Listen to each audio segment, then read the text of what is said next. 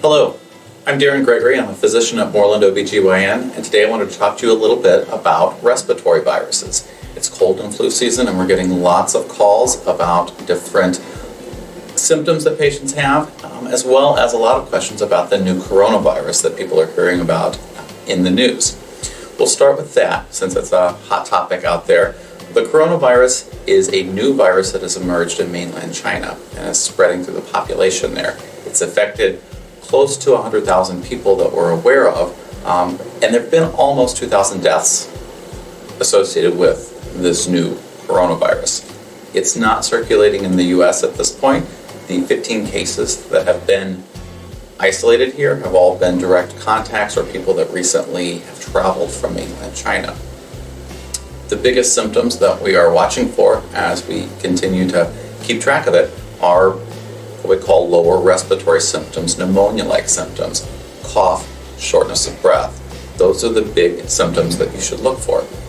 The other thing that is required to raise our awareness is if you've had recent contact with someone who's traveled back from mainland China.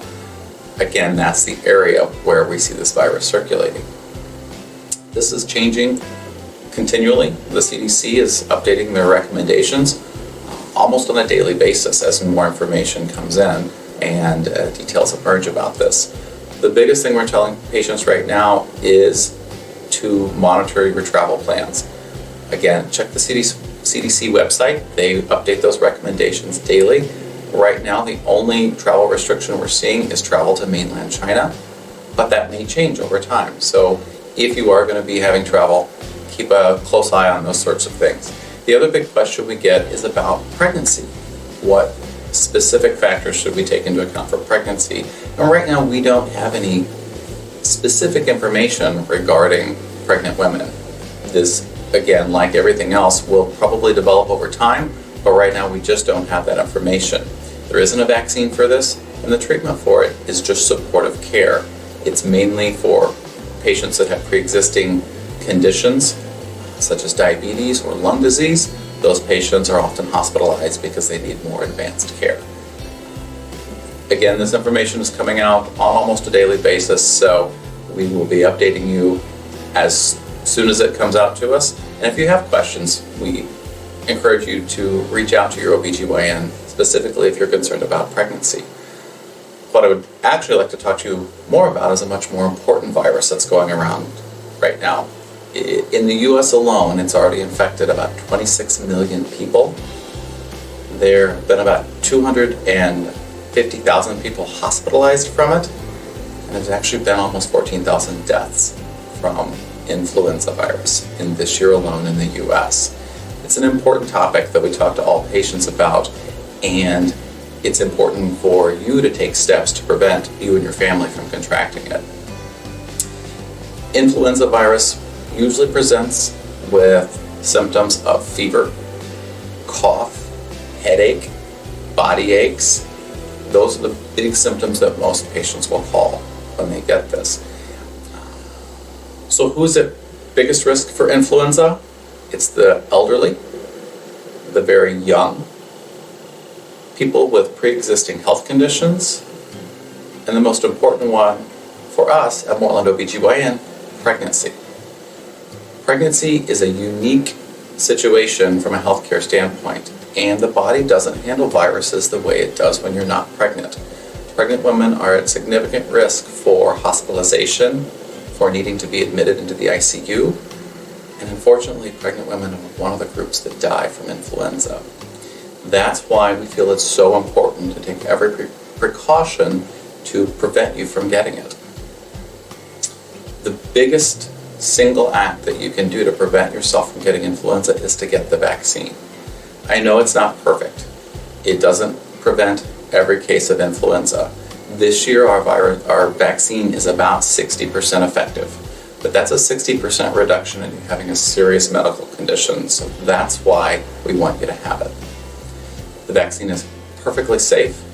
It is not a live vaccine. You cannot get the flu from the virus. It is just virus protein. It has been studied for decades, and there is no indication that the influenza virus has any bad outcome on your pregnancy. It doesn't cause miscarriages. It doesn't cause autism. It doesn't cause anything untoward to happen to your pregnancy or to your baby.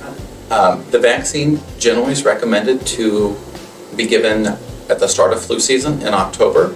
That's the best time to get it, but that doesn't mean you shouldn't get it at any time. Flu season for the US runs through about May, so if you have not had the vaccine and it's before May, you should still be getting it because there's still some protective immunity to that. Likewise, anybody in your home, if you're going to be taking your new baby home, anybody there should also be vaccinated if they can be. That goes for people who will be caring for your new baby. If grandma and grandpa are going to be watching your new son or daughter, they should have a flu vaccine too. Babies get the flu from the people that love them the most, their household contacts. So it's important to protect everybody in the family for that. One final topic about influenza is what we call post-exposure prophylaxis. If you're a pregnant patient and you have direct exposure to somebody with influenza or who we highly suspect has influenza, it is recommended that you get treated to prevent you from getting it. So if you have that family member or other close contact that is diagnosed with flu, please call us and we'll talk to you about taking preventative medication to keep you healthy and keep you from getting the flu. That's the general theme that we want to get across to everybody. If you have questions, if you have concerns, for any reason, call us. At Moreland, we like to talk to our patients. We feel that that's the best, closest, and most personal connection, and that's the best way to keep you and your family happy and healthy. So if you have questions, call us. Our nurses are happy to talk with you. If there's any concern that needs to be addressed, they will find your physician and we will get you taken care of. Another good resource is our website. There will be information there about influenza, as well as links out to other sites that provide a lot of information, such as the CDC and ACOG. Again, feel free to call us. We're here. We're happy to help. Thank you.